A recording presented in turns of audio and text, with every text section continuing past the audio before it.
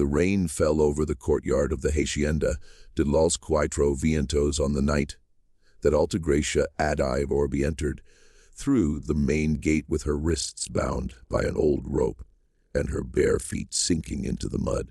She stood nearly 2 meters tall. Her skin was as dark as ebony wood, and her eyes remained fixed on the ground, as though she had spent years learning not to meet anyone's gaze directly. The lanterns in the courtyard cast long shadows across the whitewashed walls, and the guitar music that had been livening up the harvest celebration just moments before gradually faded away until only the sound of rain beating against the roof tiles and the murmurs of the guests remained. "Here you go, boss. The gift we promised you," said one of the peons who had brought her, pushing her toward the center of the courtyard, like someone exhibiting a carnival animal. Cirilo Mendoza, the foreman, watched from the kitchen doorway with his arms crossed, savoring in advance the humiliation he was about to witness. Ignacio Bravo Villalta, owner of the Hacienda, stepped out onto the corridor with a glass of mezcal in his hand and a smile that slowly faded from his face. He hadn't expected his foreman's joke to go this far. He walked slowly toward the center of the courtyard, feeling the weight of all eyes upon him. He stopped a step away from Alta Gracia, observing the ropes that chafed her wrists, the mud that covered her bare feet. Above all, he didn't expect that this giant woman, drenched and shivering, would lift her head, look him straight in the eyes, and say to him in a serene voice that didn't match her humiliated condition, "You still don't know who I am, nor whose daughter I am, nor why destiny brought me precisely to this land. This land has already known someone with my same name before, boss. Ask your grandfather if he could still answer." Ignacio stood speechless. The mezcal glass slipped from his fingers and shattered against the courtyard stones. "Now I'm going to tell you how it all began, and how that phrase spoken under the rain by a woman that no one in Cuatro Vientos knew would end up unearthing a pain that the Hacienda had been burying under silence for more than 40 years. If this story touches your hearts, as it has touched ours while we were creating it, don't forget to subscribe to the channel and leave us a comment telling us from which country you're watching us tonight. Now then, let's continue with the complete story. The year was 1874. In the region of the Costa Chica, between the states of Guerrero and Oaxaca, where generations of Afro-Mexican families had put down roots since colonial times, when slave ships unloaded men and women torn from their African lands at the port of Acapulco.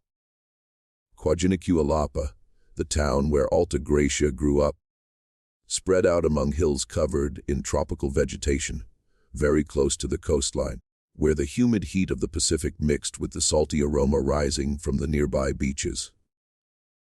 The houses, most of them wattle and daub with palm roofs, clustered around a small plaza where mango and guava trees grew, and where afternoons filled with the sound of marimbas and drums that the elders played, following traditions handed down from generations that stretched back to the times when their ancestors, freed or escaped from colonial slavery, found refuge on those coasts to rebuild their lives and their identity. The region's climate alternated between the rainy season, which turned dirt roads into rivers of mud, and the dry season, when the sun scorched the fields and reddish dust rose with every step. The nights of Coajinicuilapa, filled with the chirping of crickets and the distant murmur of the sea, a sound that Alta Gracia would carry with her always as the clearest memory of her childhood, even years later, living already among the misty mountains of Cuatro Vientos. Alta Gracia was born the daughter of Guillermo Añorbe, a midwife recognized throughout the coast, and a fisherman named Wenceslao Añorbe, a quiet man with rough hands who drowned during a storm at sea when Alta Gracia was barely 5 years old. That name, Wenceslao, was neither coincidence nor whim. It had been given in honor of a distant ancestor, a man about whom Guillermo spoke rarely and always in a low voice, like someone mentioning a wound that never fully heals. From childhood, Alta Gracia was different from the others. She grew faster, taller, stronger than any other child her age, until by the time she turned 15, she already surpassed in height the most corpulent men in town. Guillermo clearly remembered the first time she noticed something different about her daughter. When she was barely 8 years old, some admired her, like her aunt Filomena, who used to say that Alta Gracia had inherited the strength of the ancients. Others, the more ignorant, pointed at her as if she were some divine punishment. The village children called her the giant behind her back, and on more than one occasion, Alta Gracia had to learn to swallow her tears after some group of boys threw stones at her from a distance. It was on one of those nights of silent weeping, when Alta Gracia was barely 12 years old, that Guillermo finally decided to tell her the complete story she had inherited from her own grandmother.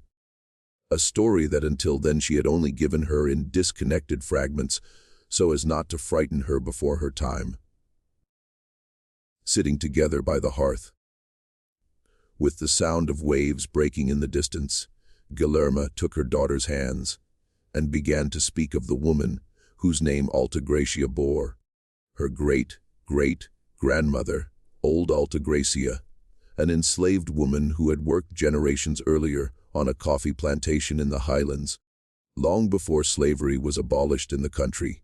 She had a first child, a boy she named Wenceslao, and they took that child away from her when he was barely 4 years old to sell him to another plantation far from her, because the boss of that time needed money quickly and a strong child was worth more separated than with his mother. Guillermo paused for a long while before continuing.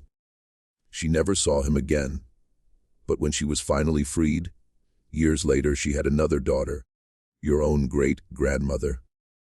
And that girl was able to grow up alongside her and tell her own children, generation after generation, the story of the brother she never knew, but whom old Alta Gracia herself never stopped naming.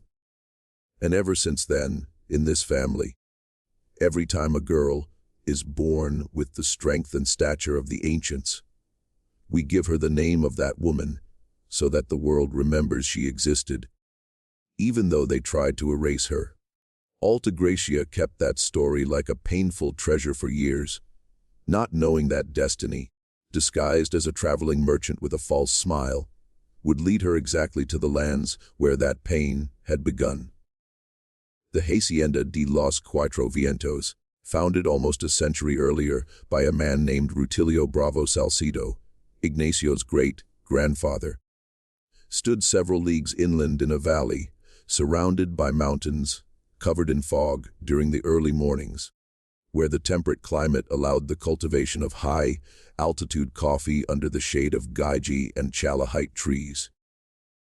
Rutilio Bravo had been, according to the oldest books in the Hacienda's archive, a man of considerable fortune for his time, owner of more than 20 enslaved people, before the laws of the nascent republic finally prohibited that practice in 1829. Among those 20 people was a woman known in the records simply as Alta Gracia Negra, 23 years old, along with her young son, Wenceslao Negro, 4 years old, sold, according to a yellowed receipt, to a cattle ranch in Chiapas for the sum of 120 pesos, barely 2 years before abolition came too late to ever reunite them.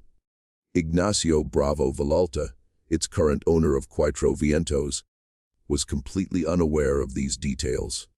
He knew vaguely that his family had had servants in colonial times, like any old hacienda in the region, but he had never had a reason or curiosity to review the oldest archives locked away in a back room that not even Cirillo, his foreman, visited frequently. Ignacio was a 38, year-old man of reserved character who carried on his shoulders the weight of a life organized by others since his birth.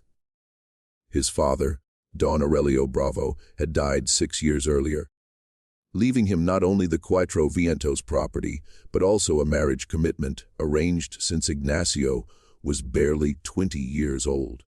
His union with Diolinda Pacheco, only daughter of Don Leocadio Pacheco, owner of the largest cattle ranch in the neighboring district, was an agreement designed to unite lands and fortunes, not hearts.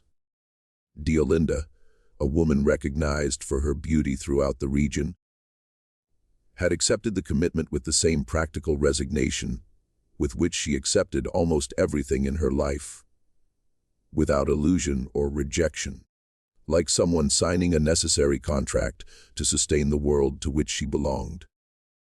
Ignacio, for his part, had been postponing the wedding for years with increasingly weak excuses. The harvest, mourning for his father, the need to settle business properly before starting a family. Deep down, however, he knew that what he was really postponing was not the wedding itself, but the final acceptance of an entire life, decided without his true consent. A life that felt more like a sentence than a promise of happiness. Don Leocadio Pacheco, a man of authoritarian temperament and boundless ambition, was beginning to lose patience, and the letters he sent to 4 demanding a definitive date became increasingly frequent and less cordial. Cirilo Mendoza, the foreman, knew well the weight that this pressure exerted on Ignacio, and precisely for that reason he had designed his cruel joke. Thinking to further ridicule a boss he considered weak and indecisive, incapable of firmly maintaining either his own marriage or the governance of his lands. Cirilo also carried a deep contempt for anyone who reminded him of the humble origins of the Hacienda itself. A contempt born of his own insecurity. Son of a poor mestizo family that had served the Bravos for 2 generations, Cirilo had built his place in the world by desperately clinging to any hierarchy that placed him above someone else. His own father, Anselmo Mendoza, had died as a minor foreman under the orders of Don Aurelio, a man who never missed an opportunity to remind the Mendoza family of their subordinate place, even after years of loyal service. Cirilo, since childhood, had witnessed how his father lowered his gaze before the Bravos, how he apologized for others' mistakes just to avoid losing the boss's favor, and he had sworn in silence that he would never end up in that same position. His constant mission was to rise. Becoming foreman had given him, for the first time in his life, a sense of power he refused to let go of, and any threat to that position, whether it was a boss more aware of the injustices of his own administration, or a black woman capable of earning everyone's genuine respect without needing to humiliate herself, represented, in Cirilo's distorted mind, an existential danger that had to be eliminated at any cost. And a black woman, giant and newly arrived like a slave disguised as a gift, seemed to him the perfect target to reaffirm, if only for one night, a superiority that he knew deep down was fragile and borrowed. That very night, while the guests continued murmuring among themselves, Ignacio ordered that Alta Gracia be untied and taken to the kitchen, away from prying eyes. Guadalupe Tinoco, the Hacienda's head cook, a woman over 60 who had served the Bravo family since childhood, was the one who received Alta Gracia with a dry blanket and a bowl of hot broth. "Don't pay attention to those people, my daughter," she told her as she wiped the mud from her arms. "In here, as long as I have something to say, no one will treat you like an animal." Alta Gracia, exhausted, could barely manage a nod of thanks before falling asleep on a mat by the hearth, while Guadalupe stayed awake until dawn watching over her sleep. The next day, Ignacio came down to the kitchen before sunrise. Something he never did. He found Alta Gracia already awake, sitting by the fire. I want you to explain what you said last night, he asked, sitting in front of her on a wooden bench. I told the truth, Alta Gracia replied, holding his gaze. This land already knew someone with my name. My great-great-grandmother was a slave on this hacienda, boss. She was called Alta Gracia, just like me, and they took her son Wenceslao from her when he was 4 years old to sell him to another land. She never saw him again. My own great-grandmother was born later, already free, but she carried all her life the story of that lost brother. Ignacio felt the air escape from his chest. That can't be true, he murmured, more to himself than to her. Though something in the depths of his memory, some loose comment from his father during a distant drunken bout about the black people who worked these lands before abolition, began to take on an unsettling weight. Can you review your own books if you dare? Alta Gracia replied calmly. My mother told me this story since I was 12 years old. I didn't come looking for this, boss. Destiny brought me here without my knowing it, bound by the hands, as if it wanted history to repeat itself once more, or as if it finally wanted to close itself. Ignacio, unable to sleep that night, locked himself in the hacienda's back archive, a dusty room full of trunks that no one had opened for years, with cobwebs hanging from the ceiling beams and a smell of old paper and dampness that clung to his clothes for hours. He found, after hours of searching through yellowed and fragile papers, piled without any apparent order among commercial letters, land purchase contracts and tool receipts, the register book of service people dated 1826 in the cramped and careless handwriting of his great-grandfather Rutilio. His hands trembled as he turned each page, feeling that he was entering a territory that his own family had preferred to seal for generations. There it was, Alta Gracia Negra, 23 years old, purchased in Acapulco, and a few lines below, dated 1827. Written in the same faded ink, but with a hurried stroke that, perhaps, betrayed some discomfort, even in the one who wrote it. Sold the little black boy Wenceslao, son of Alta Gracia, 4 years old, to the Chiapas Hacienda of Mr. Bermudez for 120 pesos to cover debt from the lost harvest. Ignacio held the paper in his trembling hands for a long time, feeling that something inside him was breaking in silence, while outside the dawn began to tinge the sky, gray over the coffee fields of Cuatro Vientos. He didn't sleep that night. At dawn, with swollen eyes and the paper still in his hand, he went down to the kitchen, where Alta Gracia was already preparing the fire for the peons' breakfast. He stopped at the threshold, unable to find the right words. She looked at him, and something in Ignacio's face confirmed to her, before he said a single word, that her mother's story was true. I found it, Ignacio finally said with a broken voice. It's in my great-grandfather's books. Your great-great-grandmother existed, her son existed, and my family was the one that separated them. Alta Gracia felt her legs give way, and she held onto the edge of the wooden table. For years she had carried that story as a tale passed from mouth to mouth, painful but distant, almost mythical. Seeing it confirmed in the careless handwriting of a man dead for almost a century hit her in a way she hadn't expected. As if her great-great-grandmother's pain, buried for generations, had waited exactly for that moment to bleed again. Why are you telling me this? She finally asked, with a mixture of gratitude and rage she didn't know how to sort. Because it's the truth, and you deserve to know it complete, not in fragments, Ignacio replied. And because I don't yet know what to do with it.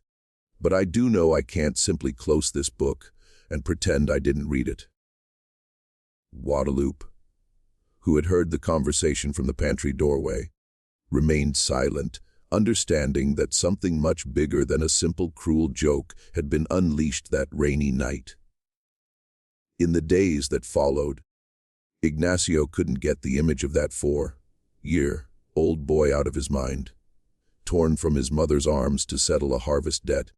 He began to seek out Alta Gracia with a frequency he himself couldn't fully justify. He looked for her in the kitchen, in the coffee fields where she had started work carrying sacks, by the river where she went to wash the house's clothes. It wasn't passion he felt, though at first he tried to convince himself it was. It was something closer to recognition, to the strange sensation of having found, in the least expected person, someone capable of looking at him without the fearful deference with which everyone else treated him, but with an honesty that hurt and healed at the same time. Alta Gracia, for her part, struggled with equally confusing feelings. She had arrived at Cuatro Vientos, expecting to find at most an indifferent or cruel boss, and instead she found a man willing to unearth the most uncomfortable truth about his own family, just so he wouldn't lie to her. That didn't erase the inherited pain or the humiliation of the night of her arrival, but it opened an unexpected crack in the armor she had built since childhood to protect herself from a world that rarely offered her anything other than contempt or pity. Cirillo, watching from afar as the relationship between Ignacio and Alta Gracia transformed week after week, felt that his original plan of humiliation was slipping out of his hands in a way he hadn't foreseen. He then began to spread rumors far more poisonous than simple witchcraft. He insinuated among the peons and, more carefully, among the most trusted servants of the Pacheco household, that the boss had improper intentions toward the newly arrived slave woman, seeking to sow scandal before Diolinda herself found out through her fiancé's own mouth.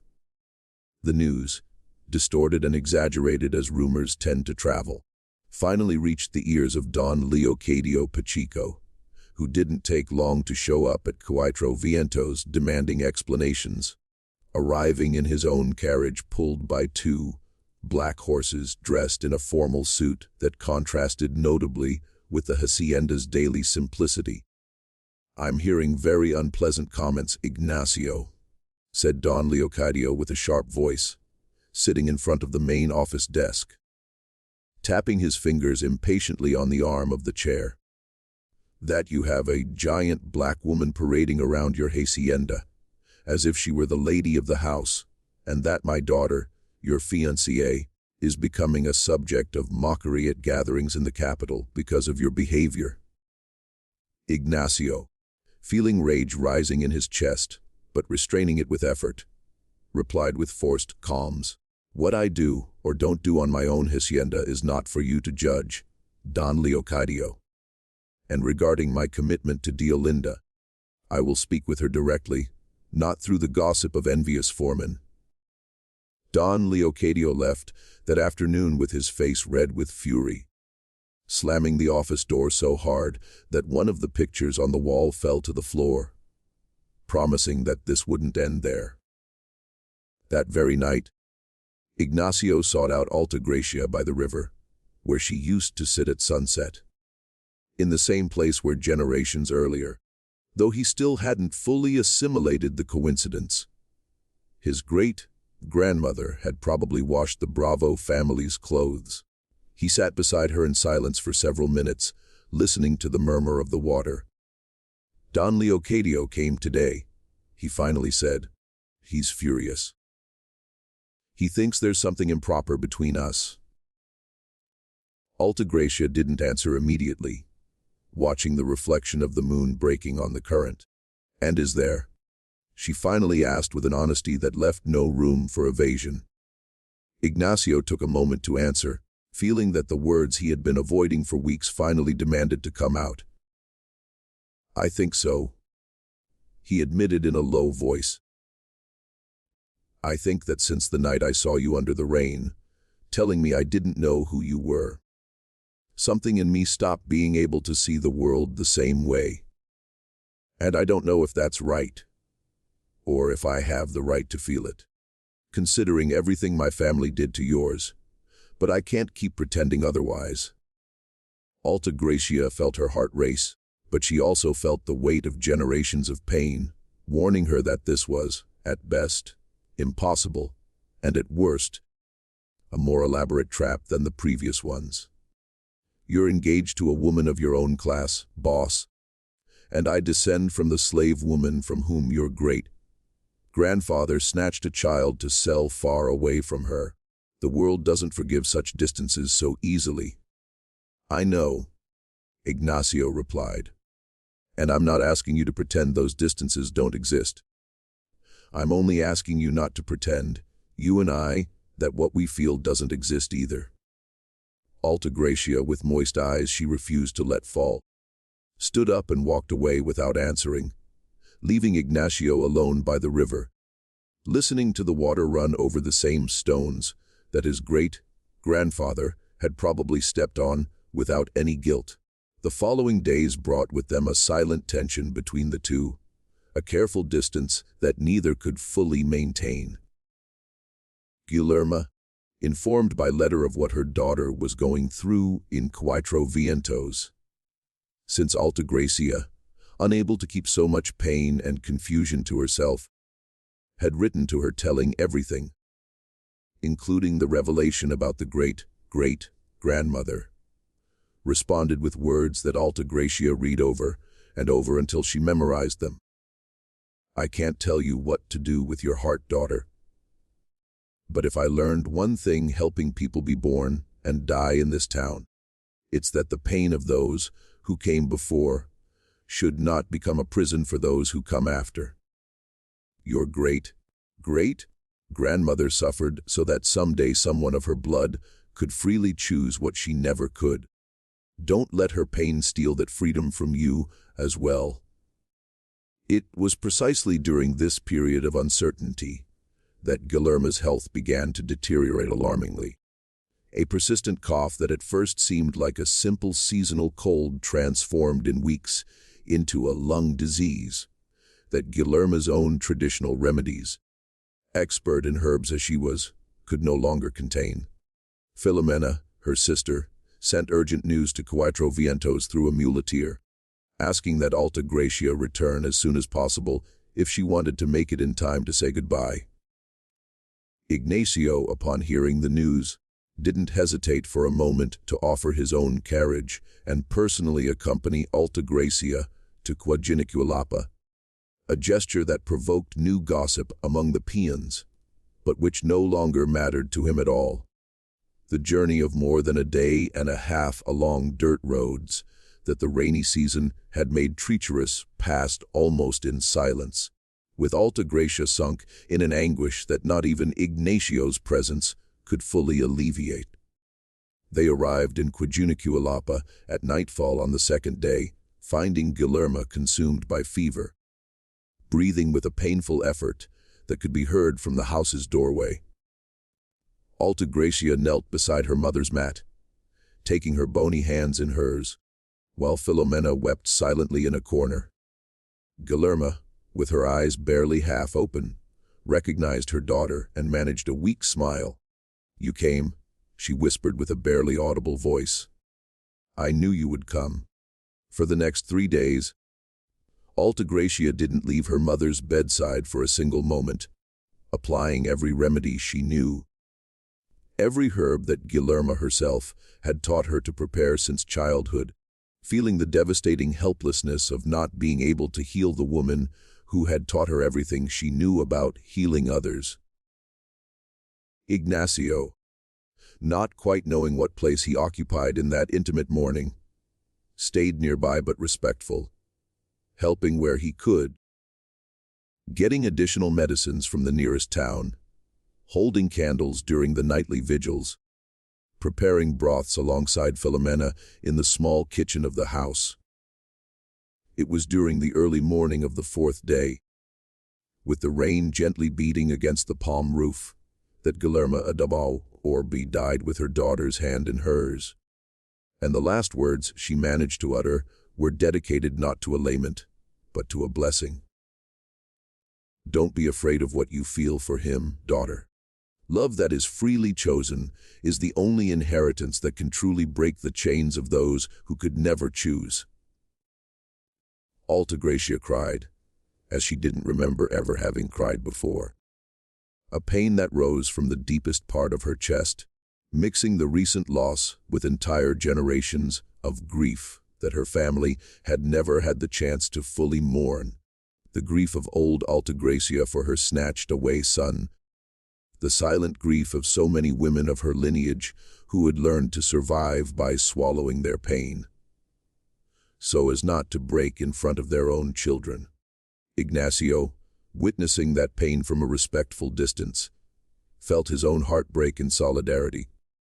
And when Alta Gracia finally collapsed completely, unable to stand, it was he who held her in his arms without saying a single word, letting her cry against his chest for what seemed like hours, while outside the rain continued to fall over the entire town of Coajunicuilapa, as if the sky itself were accompanying that mourning. Alta Gracia's younger siblings, still too small to fully understand the magnitude of the loss, huddled close to her for the rest of the night. And it was Ignacio who, without anyone asking him, quietly took charge of organizing the most urgent preparations, notifying the town priest, obtaining a simple but dignified coffin, and financially covering the funeral expenses so that Filomena wouldn't have to worry about anything other than accompanying her niece's mourning. That silent gesture, performed without ostentation or expectation of recognition, ended up confirming to Filomena, more than any words Ignacio could have spoken, that this man truly loved her niece. Before continuing with what came after that loss, it's important to pause for a moment to talk about something real, something that truly happened in the lands we now know as Mexico. The forced separation of enslaved families like that suffered by old Alta Gracia in this story was a documented and common practice during the colonial era and the early years of the country's independent life. Notarial records from Haciendas confirm that it was common to sell mothers and children separately, when it was economically convenient for the owner, without any legal consideration for family ties. The transatlantic slave trade brought to New Spain territory between the 15th and 19th centuries tens of thousands of African people through ports like Veracruz and Acapulco. Destined for forced labor on haciendas, sugar mills, and mines, slavery was formally abolished in Mexico in 1829 by decree of President Vicente Guerrero of African and indigenous descent, one of the few heads of state in the world at that time with that origin. However, for thousands of families, abolition came too late. Children already sold, mothers already separated forever, with no official record that would later allow them to be reunited. Historians specializing in the African diaspora in Mexico have documented these separations and their generational impact on communities, like those of the Costa Chica, where oral memory passed from grandmother to granddaughter often became the only surviving record of stories that official documents never preserved. With this real context present, let's now return to the story of Alta Gracia and Ignacio. After burying Guillermo in the small cemetery of Coajunicuilapa, next to the grave of Wenceslao Añorbe, her fisherman husband, Alta Gracia stayed another week in the town, accompanied by Filomena and her younger siblings, trying to find a minimum of calm in the midst of a pain she felt impossible to contain. Ignacio, without pressuring her at any moment, also remained in town, lodged in the only inn available, visiting her each afternoon to accompany her in silence, without demanding from her any word or any decision about what had been left pending between them by the river. It was Filomena who one afternoon, while Alta Gracia slowly packed her mother's few belongings, said to her with the frankness that only an aunt can allow herself, "That man has been sleeping on an uncomfortable cot at the town inn for 8 days. just to be near you without asking anything in return. Your mother, may she rest in peace, would have said that that too is a form of love, perhaps the most honest of all. Alta Gracia, with eyes still swollen from so much crying, smiled for the first time in days. A small smile, but genuine. The return to Cuatro Vientos, however, didn't bring the calm Alta Gracia had hoped for. Cirilo Mendoza, taking advantage of Ignacio and Alta Gracia's prolonged absence, had intensified his rumors during those 2 weeks, and Don Leocadio Pacheco, furious at what he considered a public humiliation of his daughter, Diolinda, had begun to move his influences in the region to pressure Ignacio to fulfill the marriage commitment immediately, threatening to break important commercial agreements between the 2 haciendas if the wedding wasn't set immediately for the following month. Diolinda Pacheco, for her part, far from feeling deeply offended, felt above all the suffocating weight of an entire life decided by her father, without ever having been asked what she truly wanted. On an unexpected visit to Cuatro Vientos, she sought to speak alone with Ignacio and, to his surprise, confessed with an honesty they had never shared before. "I don't love you either, Ignacio, and I think deep down we've both always known it, only neither of us dared to say it out loud." Ignacio, relieved and grateful for that unexpected sincerity, confessed in turn what he felt for Alta Gracia, and Diolinda, after a long silence, replied, "Then at least one of us should have the chance to be truly happy. I'll speak with my father. It won't be easy, but I'd rather face his fury than spend the rest of my life married to a man who loves someone else." What Diolinda didn't imagine was how far her father was willing to go to punish that disobedience. When she finally gathered the courage to confront him, Don Leocadio didn't shout. He listened to her in icy silence, and when she finished speaking, he replied with calculated coldness, "If you break this commitment on a whim, you cease to be my daughter in every way that matters," he told her. "You won't receive a cent from this family, nor the dowry that was yours, nor will the Pacheco name open a single door for you in this region ever again." Diolinda, trembling but determined, packed that same night what little she truly considered hers, and left the Pacheco hacienda before dawn, knowing she would probably not see her father for many years. The freedom she had chosen had a real price. The first weeks in the district capital, without money or connections of her own, forced her to work as a seamstress, until her own skills and a discreet loan from Ignacio, which she would repay years later with her first salary as a teacher, finally allowed her to support herself.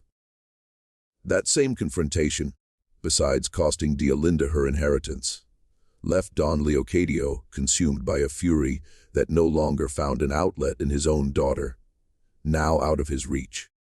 He blamed Ignacio directly for corrupting Diolinda with ideas of freedom that, according to him, didn't belong to a woman of her position, and determined to destroy Ignacio's reputation before the scandal destroyed his own. He allied himself with Cirilo Mendoza, offering him a considerable sum of money in exchange for any information that could be used to publicly discredit both Ignacio and Alta Gracia. Cirilo, attracted by the offer but also motivated by his own resentment, devised a plan even crueler than the original joke. To spread the rumor in the most influential circles of the region that Alta Gracia had bewitched Ignacio through sorcery learned from her midwife mother, a very serious accusation for the time, capable of provoking not only social rejection, but even possible intervention from local ecclesiastical authorities.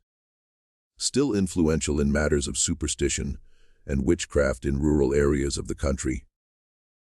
The witchcraft accusations spread with alarming speed, fueled by the ancestral fear that many rural communities still harbored toward any woman with knowledge of herbs and remedies especially if that woman was also Afro-descendant and of unusual stature, characteristics that popular superstition easily associated with the supernatural.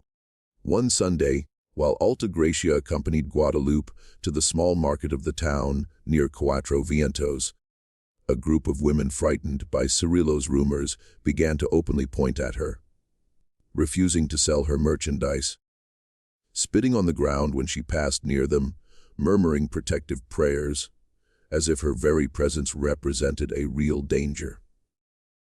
The situation escalated dangerously when the parish priest himself, pressured by the most influential families of the region, among them discreetly that of Don Leocadio Pacheco, mentioned from the pulpit, without naming anyone directly, but with a clarity that no one in the congregation could misinterpret, the need to watch out for pagan practices that some outsiders brought with them from distant lands.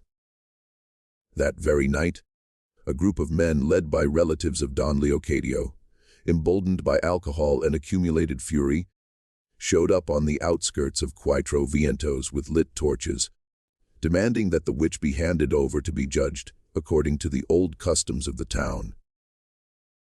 Ignacio, hearing the tumult from the main house, came out armed with a hunting shotgun, ready to defend with his own life, if necessary, the woman he loved.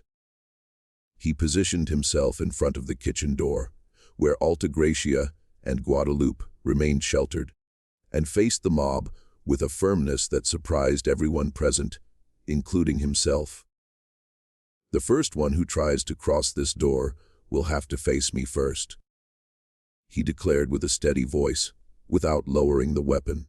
"And I remind you that this Hacienda and everything that happens within its lands is still my responsibility and my decision, not that of a pressured priest, nor that of a spurned landowner who can't stand that his daughter chose her own freedom." The tension held for several interminable minutes until Tolomeo Villasquez, the young muleteer of the Hacienda, along with other loyal peons who had come running at the commotion, also positioned themselves in front of the door, forming an improvised line of defense. It was at that moment that one of the most agitated men of the mob, a distant cousin of Don Leocadio who had drunk more than he should, threw his torch directly toward the group, not intending to set the house on fire, but as a pure gesture of intimidation. The torch struck Tolomeo's arm before falling to the ground, causing him a deep burn that tore a cry of pain from him and that, according to what the town doctor would later confirm, would leave a visible scar for life. Tolomeo's scream, far from intimidating the defenders further, seemed to ignite in them an even greater determination. Several peons advanced a step, ready to respond with the same violence if necessary, and it was only Ignacio's voice, shouting above the tumult that no one else would move, from either side, that prevented the confrontation from becoming truly bloody. With no direct confrontation left to win and aware that openly attacking an armed landowner, backed by his own workers, could bring serious legal consequences, especially after someone had already been injured. The group finally withdrew amid murmurs of frustration, not without promising that this would not end there. Tolomeo spent the following weeks with his arm bandaged, unable to work normally. And although the wound healed over time, the scar that remained became for the entire Hacienda a permanent and visible reminder of how close that night had come to ending in tragedy. The next morning, Ignacio, still with the adrenaline of the previous night coursing through his body, rode personally to the command post of the nearest town to file a formal complaint against the identified ringleaders of the mob, several of them employees or direct relatives of Don Leocadio Pacheco. The local commander, a pragmatic man who preferred to avoid major conflicts between influential landowners, initially tried to downplay the incident, suggesting it was a misunderstanding between neighbors. Ignacio, however, insisted firmly reminding the commander that an attempt at arson, no matter how disguised as popular custom, constituted a serious crime under any reasonable reading of the law, and that he was willing to escalate the matter directly to the state governor if necessary, facing the threat of a broader investigation that could also expose the connivance of certain local authorities with Don Leocadio's interests. The commander finally agreed to summon those responsible for a formal interrogation, managing at least to have two of the most violent ringleaders receive an official warning with the explicit threat of arrest if anything similar happened again. That night, after the immediate danger had passed, Alta Gracia, still trembling from the fear she had experienced, finally collapsed in front of Ignacio, letting out all the accumulated terror not only from that night, but from an entire life of rejection and suspicion for being who she was. "Maybe my mother and my great-grandmother were right," she said through tears. "Maybe this world will never stop punishing us for existing the way we exist." Ignacio, holding her in his arms, replied with a conviction that admitted no doubt. "Then we're going to build, you and I, a different world within these lands, even if the one outside isn't ready yet to accept it, because I've already chosen Alta Gracia. I choose you with everything that means facing." However, Don Leocadio Pacheco's threat was far from over. Failing to intimidate Alta Gracia through popular fear, he decided to resort to a more formal and apparently more respectable path. He filed a complaint with the district court, accusing Ignacio of public scandal and improper behavior with a service person. An accusation that, although legally weak, sought above all to drag the name of Cuatro Vientos through the mud in the region's social circles, affecting commercial contracts and relationships with other important haciendas. Ignacio, determined not to allow Alta Gracia's reputation to be trampled without defense, traveled personally to the district capital to appear before the judge, a man called Licenciado Aparicio Nava, known for his uncommon rectitude for the time. What Ignacio didn't know was that 2 days before the hearing, an emissary of Don Leocadio had discreetly appeared at Licenciado Nava's home, offering him a sum capable of settling the debts accumulated by his wife's prolonged illness in exchange for interpreting the law with the appropriate criteria. Licenciado Nava, after a sleepless night, weighing his own debts against his conscience, returned the money with a brief message. "Tell Don Leocadio that my signature is not for sale, even if my financial health is." He brought with him not only his own testimony, but also the voluntary testimony of Diolinda Pacheco, who, openly defying her own father, also traveled to the capital to testify under oath that Don Leocadio's complaint arose solely from personal spite and not from any real fact that constituted a crime or fault. Diolinda's testimony, as the daughter of the complainant himself, proved decisive.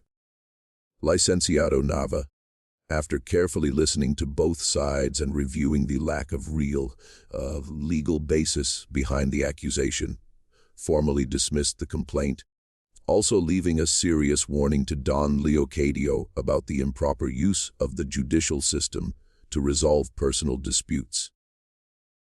"This court is not here to serve as an instrument for the wounded vanities of landowners," declared Licenciado Nava in front of those present, "but to impart real justice to those who need it." Don Leocadio, defeated legally and publicly shamed by his own daughter's testimony, finally chose to withdraw from the dispute, although the damage already caused to Cuatro Vientos' reputation in certain circles would take months to fully heal. Diolinda, now freed not only from the marriage commitment, but also, in a certain way, from her father's authoritarian shadow, decided to settle for a time in the district capital, where she began a new, independent life that, according to the letters, she would later send to Cuatro Vientos, filled her with a freedom she had never imagined possible. With the legal threat dissolved and the immediate danger of the mob overcome, Ignacio and Alta Gracia could finally allow themselves, without the constant shadow of a pending threat, to calmly build what they had begun to feel for each other since that first morning in the kitchen months earlier.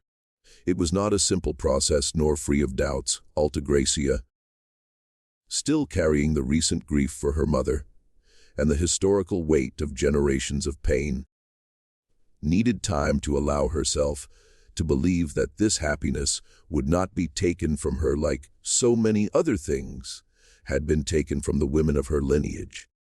Ignacio, for his part, dedicated those months to something he considered as important as the courtship itself, traveling to the Chiapas Hacienda mentioned in his great-grandfather's books, in the hope, however remote, of finding some trace of what had become of Wenceslao, the boy sold generations earlier. The journey to Chiapas took Ignacio almost 3 weeks round trip, traveling along roads he barely knew, guided only by the name of the hacienda mentioned in the old receipt, Hacienda del C or Berm des. Upon arrival, he discovered that the original property had changed owners several times over the decades, and that the current owner, an elderly man named Don Casiano Fuentes, barely kept some old records inherited from previous administrations. After days of patient searching among dusty archives, Ignacio finally found a brief mention, almost lost among hundreds of annotations. Wenceslao, Negro, purchased from Hacienda Bravo in 1827, died of fever in 1841, with no known descendants recorded. The news, although painful in its finality, also brought with it a strange form of closure. Wenceslao had lived to adulthood. He had survived 14 years after being separated from his mother. And although the record mentioned no descendants, an elderly peon of the hacienda, too old to work but still lucid in memory, recalled upon hearing the name that the black man Wenceslao had, according to what the oldest said in his time, a daughter before he died, raised afterwards by another family in the region, whose final whereabouts no one at the current hacienda could specify with certainty.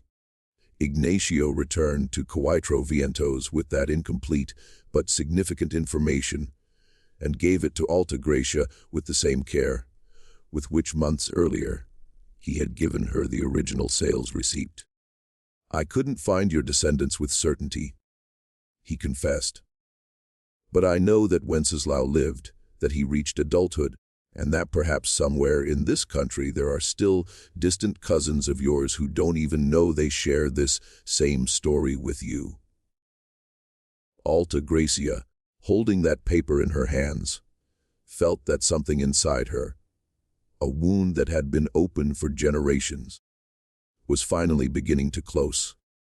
Not with a complete answer, but with the comforting certainty that the search itself, Ignacio's genuine effort to unearth that truth without anyone demanding it of him, was worth as much as any definitive answer. It was at that moment, sitting together on the same corridor where months earlier Guadalupe had offered Alta Gracia a dry blanket and a bowl of hot broth, that Ignacio finally proposed to her, not with the protocolary ceremonial that had marked his failed engagement to Diolinda, but with a profoundly sincere simplicity. The sun was beginning to set behind the mountains, painting the sky in orange tones that reflected on the coffee fields still damp from the recent rain, and the aroma of freshly picked coffee, mixed with the smell of wet earth, filled the air with a calm that contrasted with the intensity of the moment.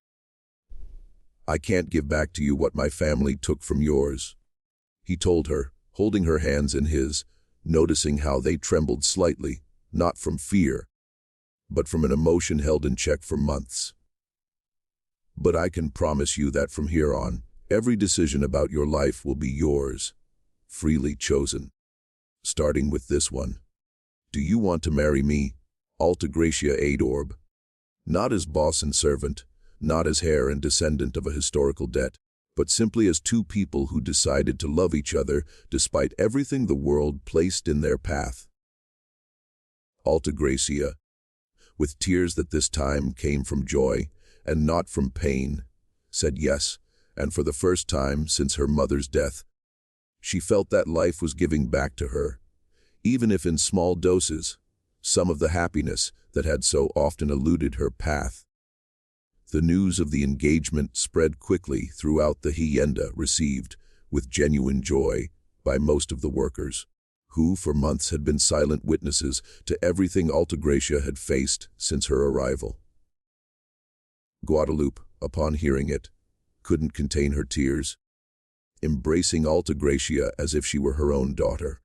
"I knew that man wasn't sleeping in an uncomfortable inn just out of courtesy," she said between laughter and tears.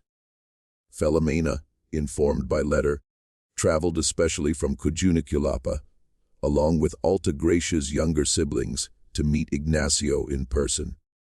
And although at first she received him with understandable caution, she ended up recognizing in him a sincerity she had rarely seen in a man of his social position. Cirilo Mendoza, however, was not willing to give up so easily, aware that his alliance with Don Leocadio had failed and that his position within the Hacienda was becoming increasingly untenable in the face of the growing closeness between Ignacio and Alta Gracia. He decided to play his last card.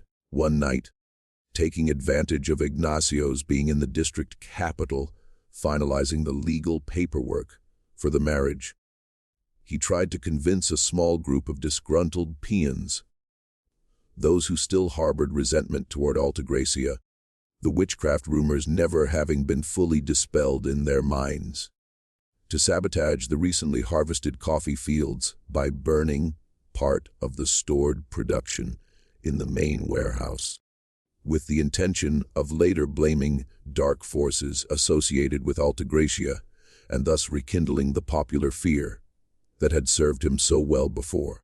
The plan, however, was not discovered in time to prevent the damage entirely.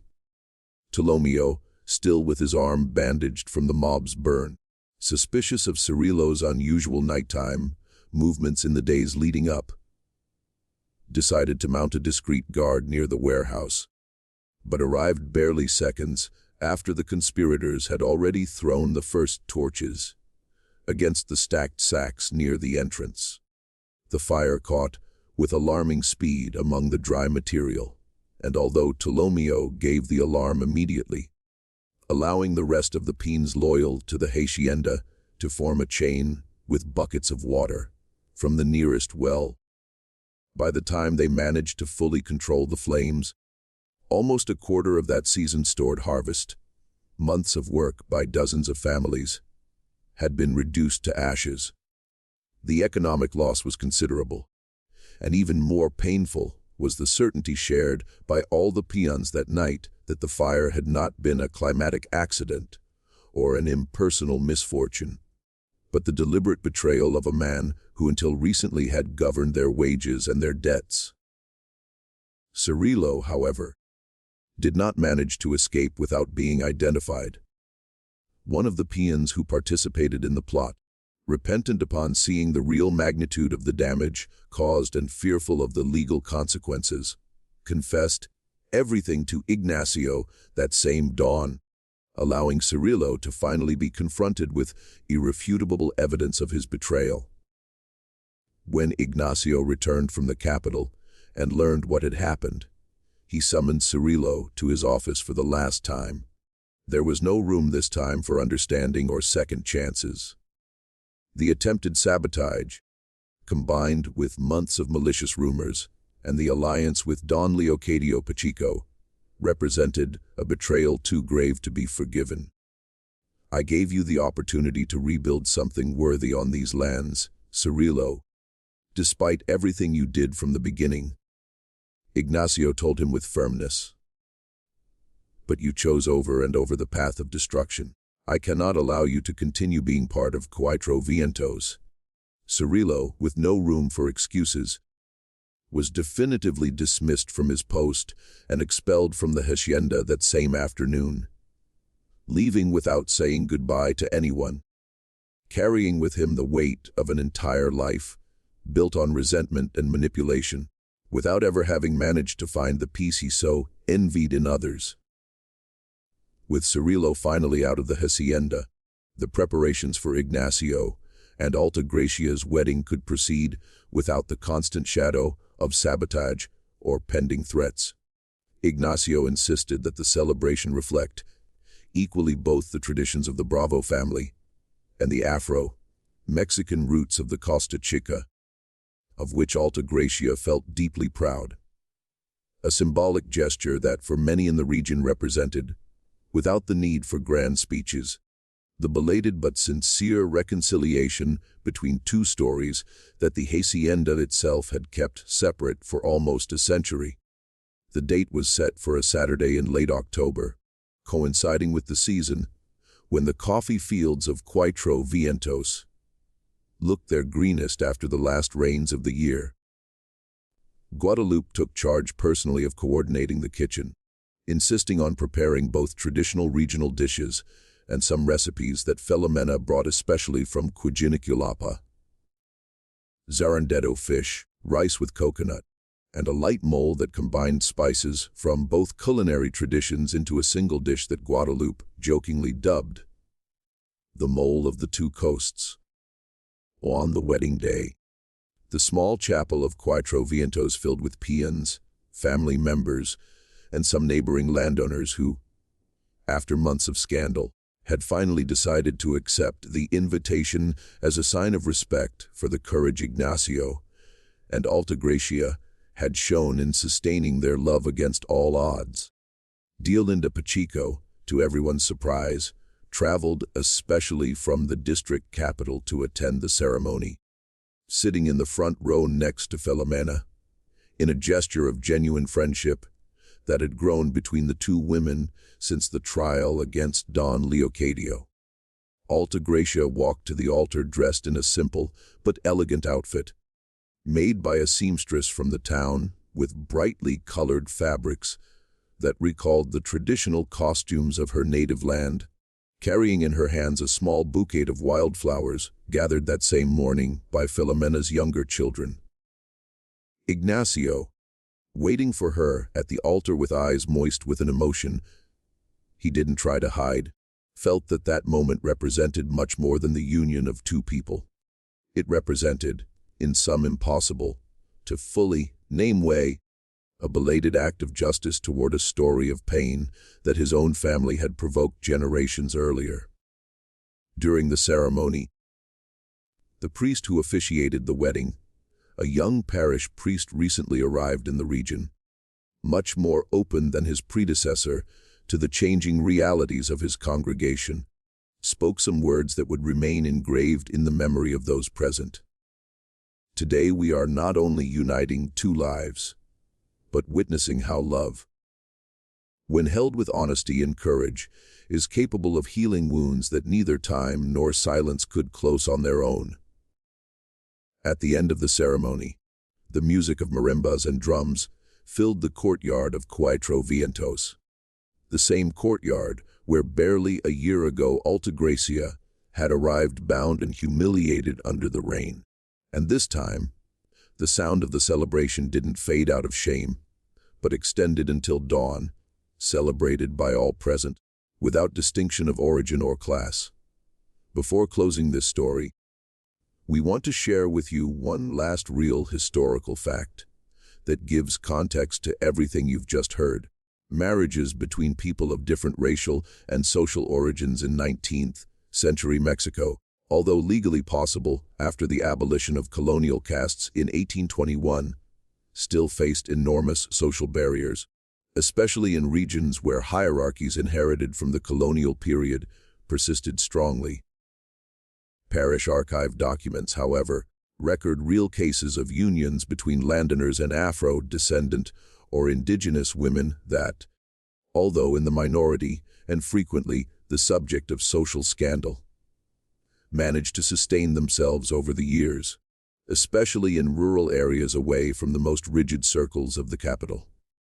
The Costa Chica, thanks to the demographic and cultural strength of its Afro-Mexican communities, was precisely one of the territories where this type of union most often found more favorable ground to sustain itself against the social judgment of the rest of the country. The historical memory of Afro-Mexican communities, transmitted orally due to the scarcity of official records documenting their family histories, remains today a subject of academic study, especially since the constitutional recognition of the Afro-Mexican people as part of the national identity, a recognition that came, unfortunately, centuries after these communities had already forged for themselves their own cultural and resilient identity on the coasts of Guerrero and Oaxaca. With this real context present, let's now return to the final outcome of the story of Alta Gracia and Ignacio. The years that followed the wedding profoundly transformed Cuatro Vientos, not only as a productive property, but as a community. Ignacio, determined that his marriage to Alta Gracia should mean something more than a personal union, undertook alongside her the task of reviewing the complete history of the Hacienda, documenting with honesty, for the first time in almost a century, the role that slavery had played in the foundation of his family fortune. For weeks they reviewed together, page by page, the oldest books in the archive, finding names, dates, and figures that represented entire lives, reduced to simple accounting notations. A painful but necessary exercise, which Alta Gracia insisted on completing to the end, convinced that honest memory, however hard to confront, was the only real form of reparation possible in the face of a past that could no longer be undone. He ordered built in a corner of the main garden, under the shade of an old flamboyant tree that, according to the oldest records, already existed in Rutilio Brevo's time, a small stone memorial with the names he had managed to rescue from the old books: Alta Gracia, Wenceslao, and 9 other names of enslaved people who had worked and suffered on those same lands, men and women whose existence had remained erased for generations under the complicit silence of their own descendants. I don't pretend this will repair what can no longer be repaired, said Ignacio the day they unveiled the plaque in front of the gathered workers, with Alta Gracia at his side holding his hand. But I do want anyone who walks through these gardens from now on to know that this land was not built only with the effort of my family, but also, and perhaps above all, with the silent suffering of people who were never asked their full name, nor allowed to decide their own destiny. Alta Gracia, looking at the plaque with the engraved names, felt that that gesture, although incapable of restoring what was lost, represented exactly the kind of justice her mother had waited her whole life for without ever witnessing it. Not revenge, but honest memory. Filomeno Ocampo, an elderly peon of almost 80 who had worked at Cuatro Vientos since childhood and clearly remembered the last accounts of his own grandparents about the times of slavery in the region, approached the memorial that day, leaning on his cane, and remained for a long time reading each name in silence. My great-grandmother was also a slave boss, he later confessed to Ignacio with a voice laden with an emotion contained for a lifetime. On another hacienda, not this one, but the story was similar. I never thought I'd live to see the name of someone like her engraved in stone instead of forgotten forever. A year after the wedding, Alta Gracia gave birth to their first child, a robust boy with skin as dark as his mother's and light eyes inherited from Ignacio, whom they decided to call Wenceslao in honor of both Alta Gracia's father and the lost boy, whose story had ended up, against all odds, reuniting rather than separating the entire family. The birth of that child, celebrated with a simple feast in which both the Hacienda peons and Filomena and her brothers, traveling especially from Cujiniculapa, participated, represented for the entire community of Cuatro Vientos a powerful symbol. The continuity of a story that, after generations of pain, finally found a chapter of genuine hope. Guadalupe Tinoco, now advanced in years but still active in the kitchen she had ruled for over 4 decades, became a kind of adoptive grandmother for little Wenceslao, telling him from his earliest childhood, sitting by the same hearth where she had once received his mother drenched and trembling, the complete story of how Ignacio and Alta Gracia had met.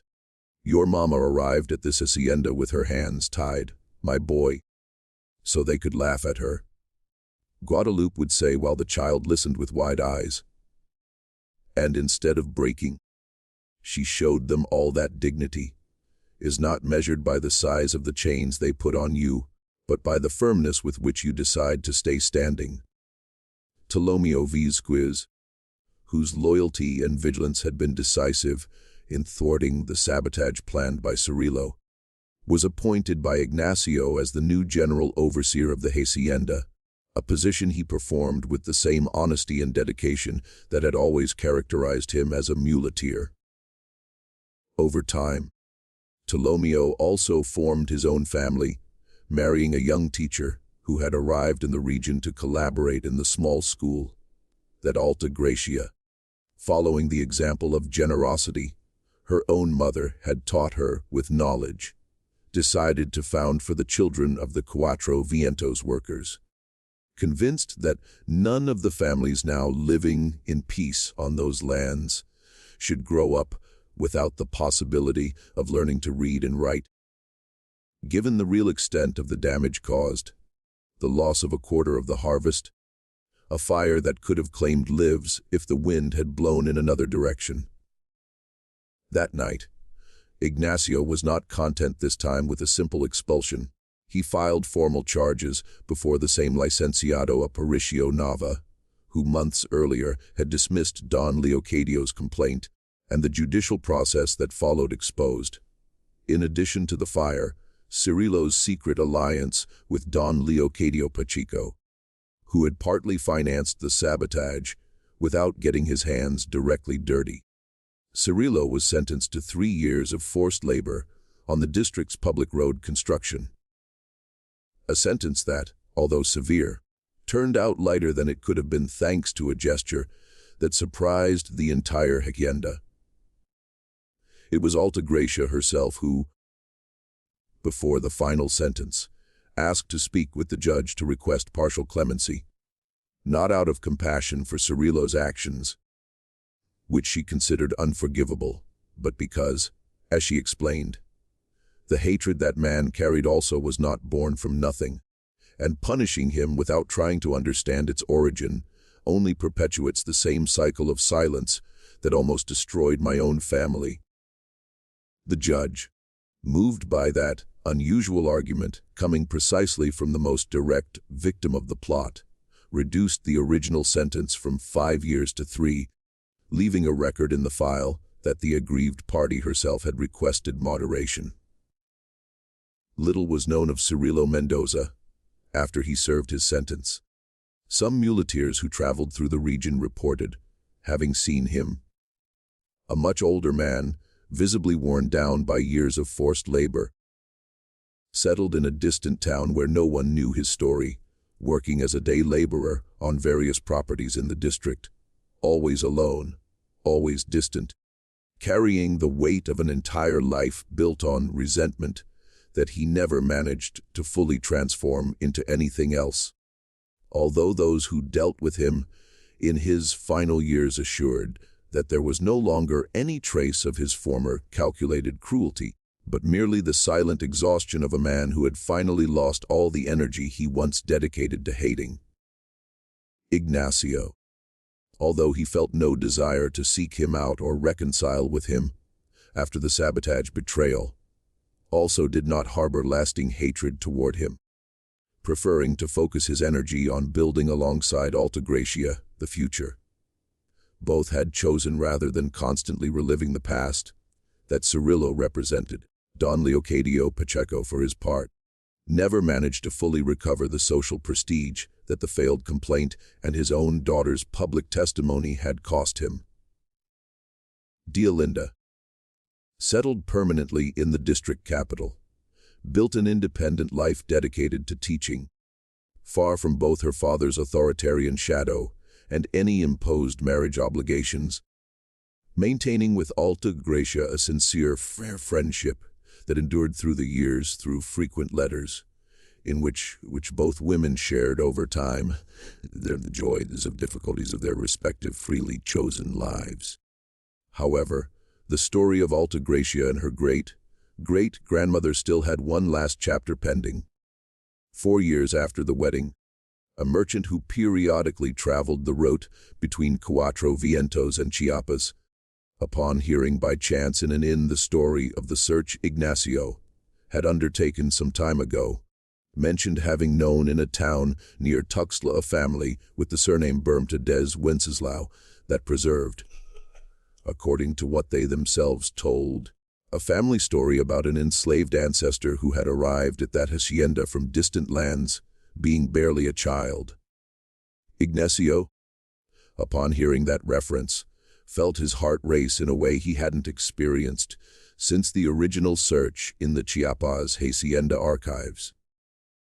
Determined to follow that lead, this time accompanied by Alta Gracia, who insisted on not staying waiting for news a second time in her life. They both undertook the journey to Tuxtla, taking with them little Wenceslao, already 3 years old, and the original documents that proved the family connection. The journey, this time loaded with cautious hope, rather than the anguish that had marked Ignacio's original crossing, finally led them to a small ranch on the outskirts of Tuxtla, where a large family lived, headed by a man named Anacleto Bermudez, a direct descendant, as they were able to confirm by carefully comparing the oral histories of both families with the documents Ignacio had gathered over the years of Wenceslao Añorbe himself. The boy sold generations earlier. The encounter between the two families was deeply emotional. Anacleto, a 60-year-old man with the same unusual height that characterized the Añorbe family, received Alta Gracia with a mixture of disbelief and overflowing joy upon understanding that after generations of total separation, he was finally standing before a distant cousin who shared with him not only blood, but also the inherited weight of the same story of pain and survival. My grandmother used to tell us about a sister who stayed behind on the coast, somewhere in Guerrero, said Anacleto with a voice broken by emotion. We never thought that someday someone would come looking for us, nor that the story would still be alive on the other side. In the days that followed, both families generously shared their oral histories, comparing fragments that together formed a more complete narrative than either branch of the family had managed to reconstruct separately. Wenceslao had survived the separation from his mother. He had grown up working on the Chiapas Hacienda under conditions that, according to what the descendants themselves recounted, were never as harsh as those he had faced before on the coast. He had married a woman from the region named Casimira Bermudez, daughter of another enslaved family freed after abolition, and had transmitted to his own children, just as old Alta Gracia had done on the coast side, the painful but persistent memory of a mother lost somewhere in the Sierra de Guerrero. A memory that over the years became a lullaby that the Bermudez women sang to their daughters before sleep, never knowing that on the other side of the country, that same story was preserved with identical fidelity. That reunion, impossible to imagine just a few years earlier, represented for Alta Gracia the definitive closure of a wound her family had carried for almost 5 decades. The certainty that although old Alta Gracia had never again seen her son, her story, her pain, and her memory had survived, faithfully transmitted from generation to generation, on both shores of the separation, until finally encountering each other in the persons of their own descendants. Before departing back to Cuatro Vientos, Alta Gracia visited, along with Anacleto, the small cemetery where generations earlier they had buried Wenceslao, placing on the simple grave, barely marked with a nameless stone, a bouquet of flowers brought especially from the Guerrero coast. "We found you at last," she murmured softly with Ignacio at her side, holding little Wenceslao in his arms. "Your mother never stopped naming you, even though she was no longer here to search for you with her own feet. And now, finally, the whole family knows you survived." The return to Cuatro Vientos, with the Bermudez family promising to visit in the next dry season, marked the beginning of a tradition that would endure for years. Every so often, representatives of both family branches would meet, alternating between the Guerrero coast and the Chiapas highlands, keeping alive a connection that the cruelty of slavery had tried to erase forever, but that the persistent memory of two women, old Alta Gracia on the coast side, and Wenceslao's own descendants on the other, had managed, against all odds, to keep alive until they found each other. 5 years after that rainy night, when Alta Gracia arrived bound and humiliated in the courtyard of Cuatro Vientos, the Hacienda celebrated a feast that, although technically marked the harvest anniversary as every year, had over time become a much broader celebration, the commemoration of the day Ignacio and Alta Gracia had met, and the day when, according to the younger peons who hadn't even witnessed the original events, justice had finally found its way back to these lands. That night, with torches illuminating the same courtyard, where generations of pain had been gestated, and where finally generations of healing were beginning to bloom, Alta Gracia stood before all those present.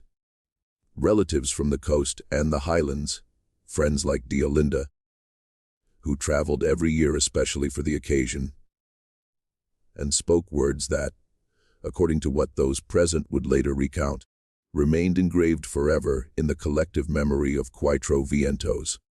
5 years ago I arrived at this place, not knowing that these lands already knew my name, that they had already heard before the weeping of a woman who was called like me, separated forever from her son. I came, without knowing it, to close a wound that my own family carried for entire generations. And what I found, instead of more pain, was a brave man willing to unearth the most uncomfortable truth about his own blood, rather than continue lying. That for me was already a miracle. But what came after? The love, the family we built, the cousins we found on the other side of the country. That was much more than I ever dared to dream.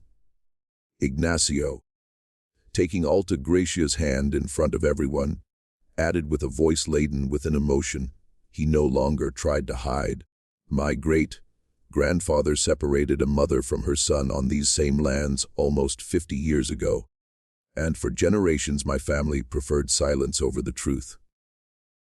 It fell to me, without seeking it, the opportunity to choose something different, to choose the truth, no matter how painful, and to choose love, no matter how impossible it seemed.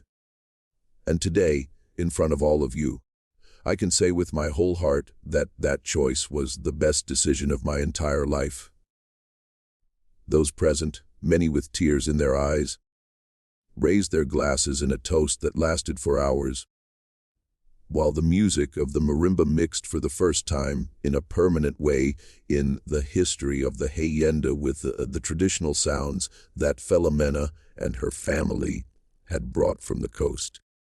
Over the years, Cuatro Vientos became a hacienda different from all others in the region, not only for the quality of its coffee, increasingly recognized in the Acapulco markets, but for the story it had decided not to hide.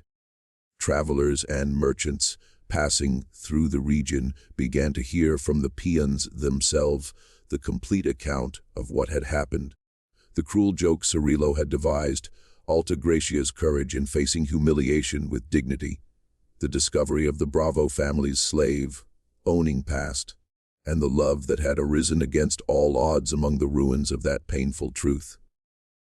Over time, the story began to circulate beyond the limits of the Hacienda, told in the markets of neighboring towns, gradually transforming, as true stories often do when passed from mouth to mouth, into something like a local legend.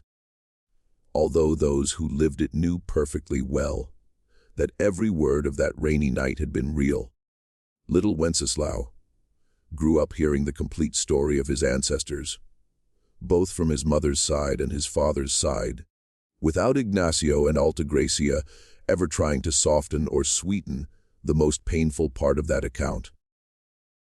"It's important that you know where you come from, son," Alta Gracia would tell him while combing his hair each morning, before he walked to the small school of the Hacienda.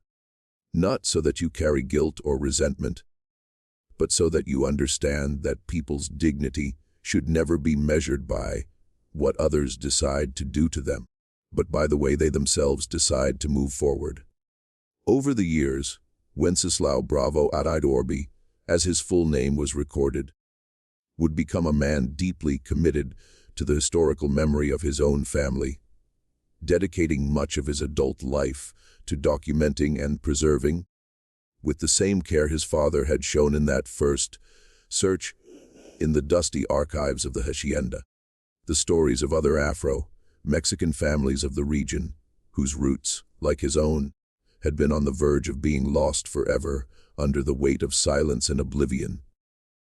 Guadalupe Tinoco, who lived long enough to see Wenceslao grow into a curious and kind-hearted adolescent, died in peace one night during the rainy season, exactly like the one in which Alta Gracia had arrived at the Hacienda years earlier.